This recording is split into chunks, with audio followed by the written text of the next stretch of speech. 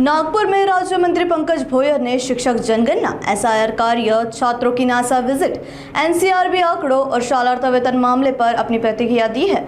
उन्होंने कहा कि जनगणना और एसआईआर कार्य के चलते शिक्षकों पर काम का दबाव बढ़ा है, इसलिए प्रशिक्षण कार्य आगे बढ़ाने के निर्देश दिए हैं। वही छात्रों में विज्ञान प्रति रुचि बढ़ाने के लिए सरकार इसरो और नासा विजिट जैसी पहल कर रही है। एनसीआरबी आंकड़ों पर उन्होंने सामाजिक जागरूकता की जरूरत बताई, जबकि शालार्थ मामले में दोषियों पर कार्रवाई और निर्दोष शिक्षकों का वेतन जल्द जारी करने की भी बात कही है। नाही, याच्यामध्ये दोन्ही गोष्टी देखील महत्त्वाच्या आहे की जो झालेला घोटाळा आहे त्याच्यामध्ये जे दोषी असतील त्यांच्यावर कारवाई देखील झाली पाहिजे।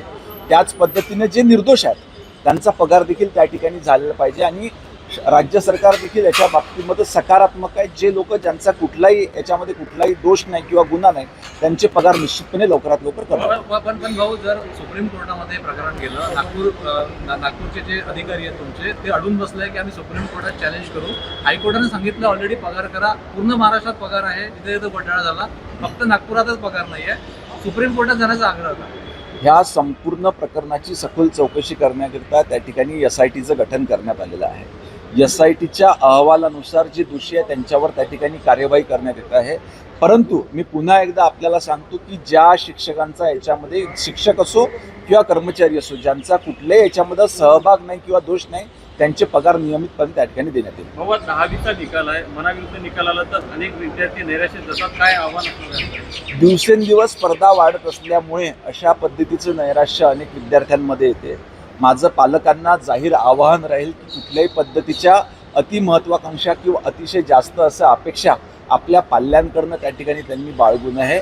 आपण आपल्या पाल्यांना त्या ठिकाणी समजून घेतलं पाहिजे आणि व्यवस्थित काउन्सिलिंग शिक्षकांच्या माध्यमातून आणि पालकांच्या माध्यमातून आपल्या विद्यार्थ्यांना त्या ठिकाणी झालं पाहिजे। थँक्यू। शिक्षणाचं आणि संस्कृतीचा माहेरघर म्हणून पुण्याला ओळखला जातो, मात्र याच ठिकाणी 5 अल्पवयीन मुलीवर अत्याचार आणि एक 3 वर्षाची मुलीला आपला जीव गमवावा लागला, काय सांगतो? मी आत्ताच सांगितलं की अशा पद्धतीच्या घटना ह्या समाजातल्या काही विकृत लोकांकडनं त्या ठिकाणी होत असतात। याच्याबद्दल समाजामध्ये देखील जनजागृती निर्माण झाली पाहिजे, नागरिकांमध्ये देखील जनजागृती निर्माण झाली पाहिजे आणि विशेष याच्यामध्ये मोहीम राबविण्यात आली पाहिजे पोलीस प्रशासनाच्या माध्यमातून।